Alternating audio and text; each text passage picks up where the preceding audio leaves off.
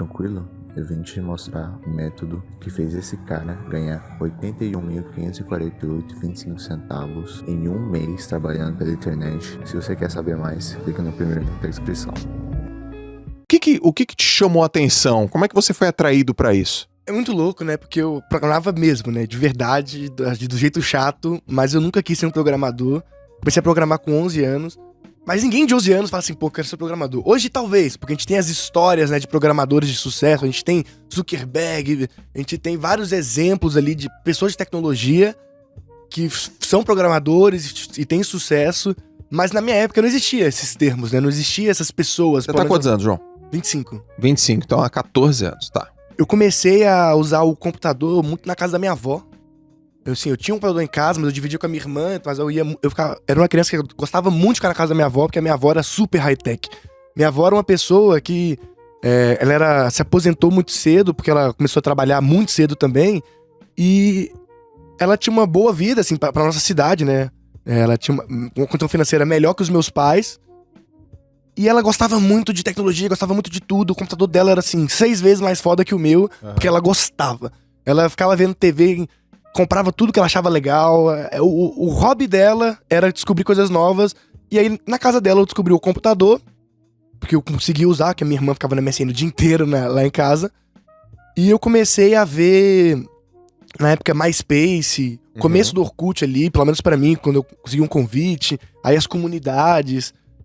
E aí eu comecei a falar assim, cara, eu fiquei fascinado assim, com o computador, porque eu sempre fui aquela criança muito curiosa, que abria os brinquedos, que, tipo, tentava arrumar as coisas, quebrava tudo. E minha avó sempre apoiou. Assim, normalmente, quando a criança quebra as coisas, os pais brigam. Pô, você quebrou. Minha avó, o que você descobriu aí? Aí quebrou, vou te dar outro. Ela sempre apoiou bastante. Ficar na avó, então, da hora. É, muito da hora. E aí eu descobri que eu adorava computadores, adorava tecnologia.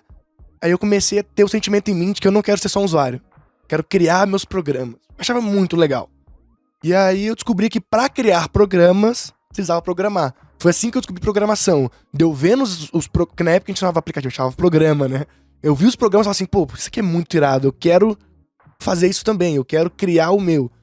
E aí eu, através do Orkut, que as comunidades do Orkut eram maravilhosas, assim, é um tipo de conteúdo que não existe na internet hoje mais, colaborativo como era, né, sem o propósito de...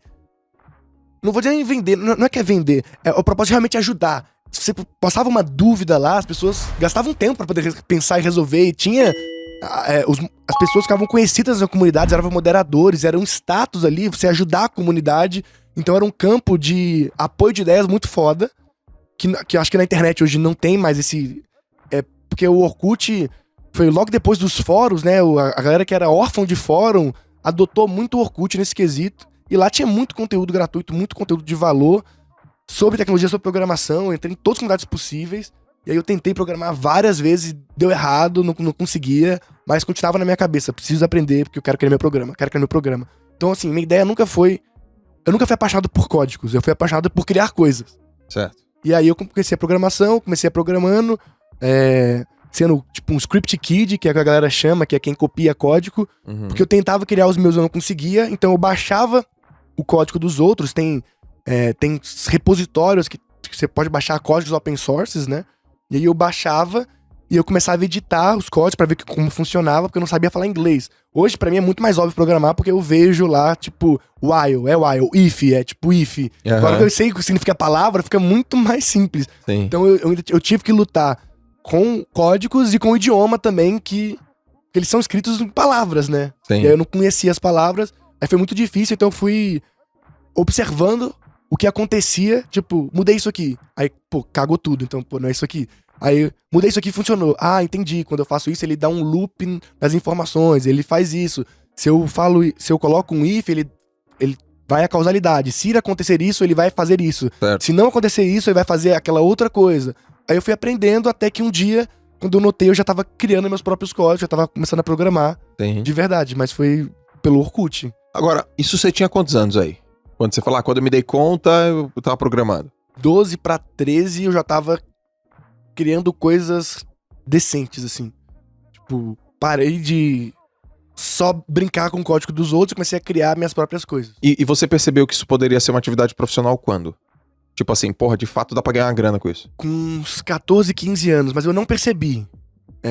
As pessoas me abordaram, foi diferente, assim, eu nunca busquei ganhar grana com isso. Eu buscava só criar coisas legais que as pessoas usassem. Eu sempre gostei, meu tesão não era criar o código em si, porque eu tenho amigos que são programadores que a paixão deles é programar mesmo. No final de semana, eles estão aprendendo outra linguagem, por hobby. Porque eles querem ter o desafio tecnológico de aprender uma nova linguagem, de aprimorar a velocidade do código. E eu não, eu gostava de fazer as coisas para as pessoas usarem, né? Eu sempre tive essa parada assim, pô, as pessoas estão usando e foi eu que criei. Sim. E certas coisas que eu criei começaram a ficar populares, e aí eu era muito participativo em grupos de Facebook. Certo. E aí foi aí que eu comecei a me interessar por social media também. Nessa época já tinha um Facebook para grupos, né? Eu era muito participativo nas comunidades, tipo, entusiastas social media, tinha várias comunidades de social media, que era um tema próximo, porque já tinha comunidade do Orkut, eu tinha página no Facebook, então fazia sentido eu participar. E aí nisso eu via alguns problemas que as pessoas tinham, e eu falava, pô, posso te ajudar. Aí eu criava um código pra resolver, ou criava ferramentinhas pro mercado usar, sabe?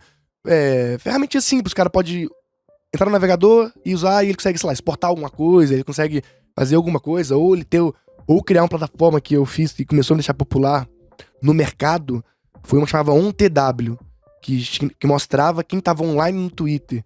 Isso foi uma plataforma, porque na época não existia Analytics, né? Não tem... As redes sociais eram... Não tinha nem como fazer anúncio naquela época ainda nas redes sociais. Então, pra uma marca saber quando tava alguém online, era crucial, porque no Twitter, como é cronológico a timeline, se você posta, daqui 30 segundos já sumiu seu post, porque tem vários outros posts. Então, saber quando as pessoas estão online, você consegue ser mais assertivo. Foi aí que eu comecei a fazer umas coisas, mas eu fiz pensando em mim como usuário, em mim que era pra ver quando os amigos estavam online, aí depois eu fiz a versão pra quando seus seguidores estão online, e aí quando eu fiz isso, as marcas bateram na porta. Porque esse aplicativo ficou muito popular, a gente chegou a ter 30 mil usuários em uma semana, que pra época é muita coisa. Você tinha o quê? 14 anos ali? E aí, assim, eu saí na empresa internacional, o OnTW, eu já fiz ele em versão português, inglês e espanhol, e aí eu saí no El País, saí tipo... The Next Web, cara, todos os sites que você pode imaginar, saiu esse site, porque era uma coisa inovadora, ninguém no mundo tinha algo parecido, e aí esse foi o início também de mim como growth hacker, que eu nem sabia que existia essa palavra ainda, Certo. mas foi dali que partiu tudo.